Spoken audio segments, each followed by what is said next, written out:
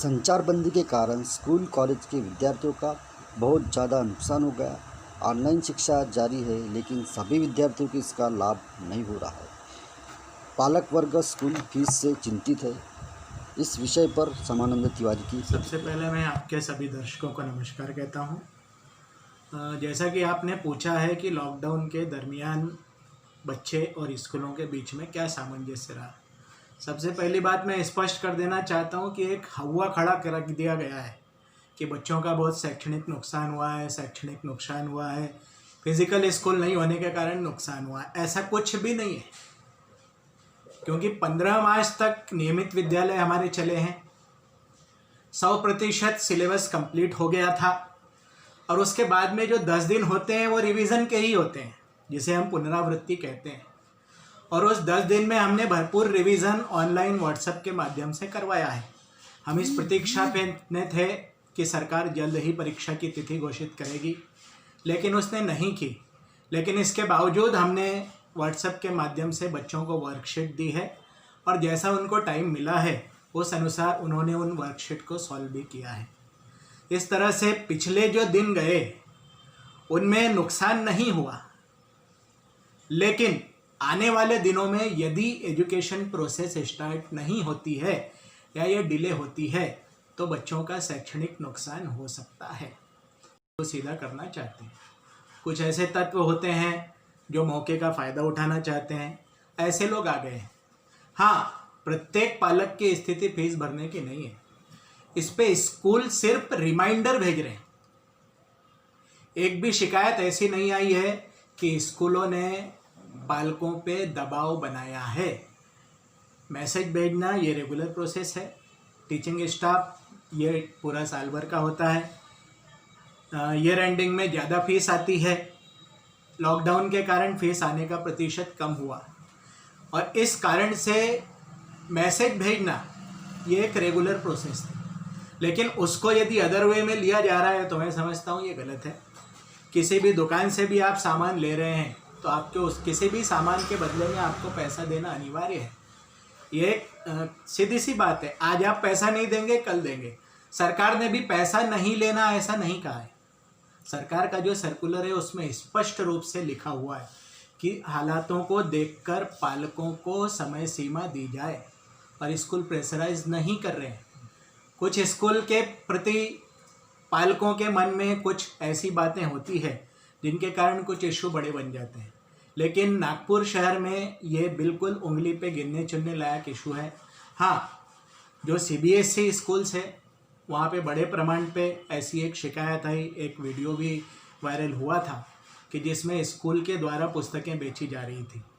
ये 100% रूप से गैरकानूनी है, क्योंकि शिक्षण संचालक कार्यालय के द्वारा स्पष्ट रूप से दिशा निर्देश दिए गए हैं कि किसी भी तरह की दुकानदारी स्कूल के माध्यम से नहीं की जा सकती है। और यदि कोई स्कूल, मैं फिर से कहना चाहता हूँ, जबरन वसूल नहीं कर रहे, यदि जबरन कोई स्कूल दबाव बनाता है तो उस पर नियमित रूप से कार्रवाई होना चाहिए और जिम्मेदार उस स्कूल को मान करके जितनी भी आवश्यक उसके खिलाफ एक्शन कड़क से कड़क ली जा सकती है वो लेनी। ये ऐसे विषय हर साल उठते हैं। RTI का पैसा सरकार का डिले ही आता है।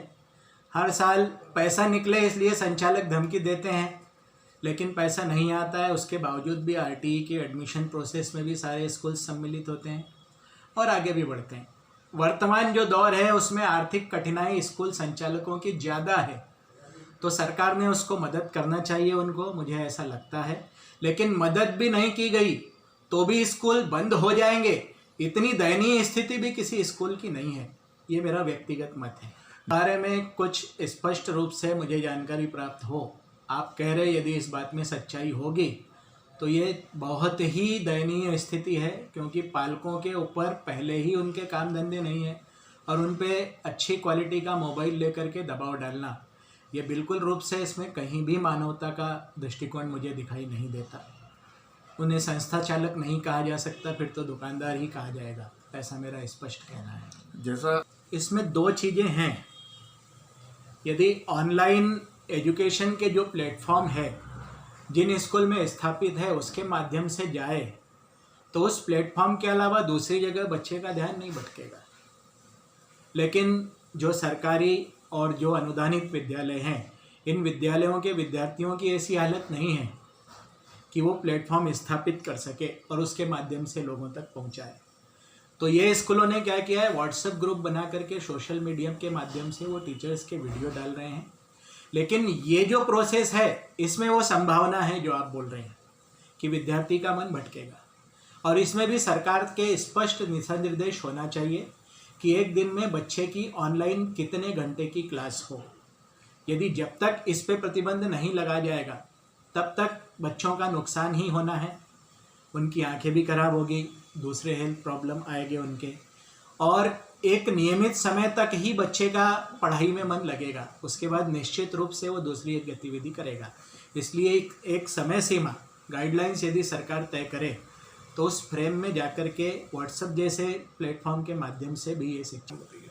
मैं आपको बताता हूँ, 15 जून को सरकार का एक परिपत्रक आया है जिसमें इसमें कई आशंकाओं पर जो बादल मंडरा रहे थे, संभावनाएं उत्पन्न हो रही थी, उस पर पूर्ण विराम लगा है। सरकार ने जुलाई में कक्षा 9वीं, 10वीं और 12वीं इनके क्लासेस शुरू करने के लिए कहा है, लेकिन उसी जगह पर जहाँ पर ये फिजिकली संभव हो सके। स्पष्ट रूप से सर्कुलर कहता है कि स्कूल खुले ना खुले, लर्निंग प्रोसेस चालू होनी चाहिए और इसके लिए आप ऑनलाइन प्लेटफॉर्म का इस्तेमाल कीजिए।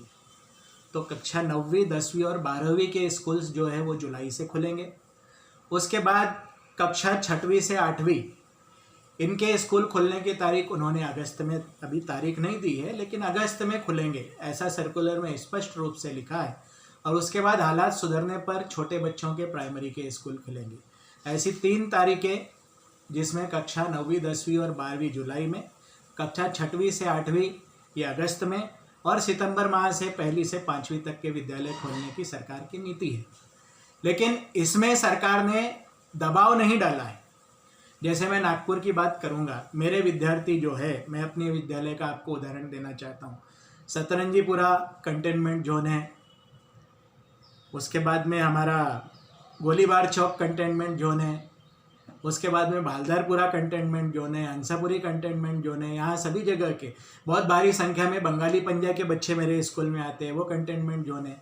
तो ऐसे समय में इस कंटेनमेंट जोन से गुजर करके बच्चे यदि स्कूल आ रहे हैं तो उन्होंने स्पष्ट रूप से कहा है कि अभी आपको विद्यालय खोलने की ज़रूरत नहीं है, आप फिजिकल स्कूलिंग मत कीजिए, आप इनको ऑनलाइन एजुकेशन दीजिए। और फिर प्रश्न होता है कि मेरे जैसे अनुदानित विद्यालय में क्या 100% बच्चों के पास में ऑनलाइन की सुविधा होगी? तो मैं आपको बताना चाहता हूँ, मेरे यहाँ 40 से 45% बच्चे ही ऑनलाइन अफोर्ड कर सकते हैं, क्योंकि उनके घर में एक ही एंड्रॉयड फ़ोन है, वो पालक के पास होता है, पालक कामकाजी है, वो लेकर के बाहर जाते हैं। तो उसमें उन्होंने ऐसा रास्ता बताया है कि यदि जिनके पास एंड्रॉयड फ़ोन नहीं है, आप सीमित संख्या में विद्यार्थियों को फिजिकली स्कूल बुलाइए, उनका स्कूल लीजिए, और जिनके पास में एंड्रॉयड फ़ोन के माध्यम से पढ़ने की सुविधा है, आप लर्निंग प्रोसेस ऑनलाइन प्रारंभ कीजिए।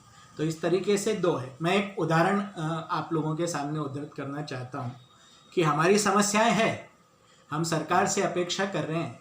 लेकिन एक उदाहरण जो मैंने अखबार में पढ़ा था, गुजरात में एक जगह ऐसी थी जहाँ पर इंटरनेट नहीं था, बच्चों के पास फ़ोन भी नहीं थे, लेकिन एक ही गांव के बच्चे थे, वहाँ नेटवर्क भी नहीं जाता था।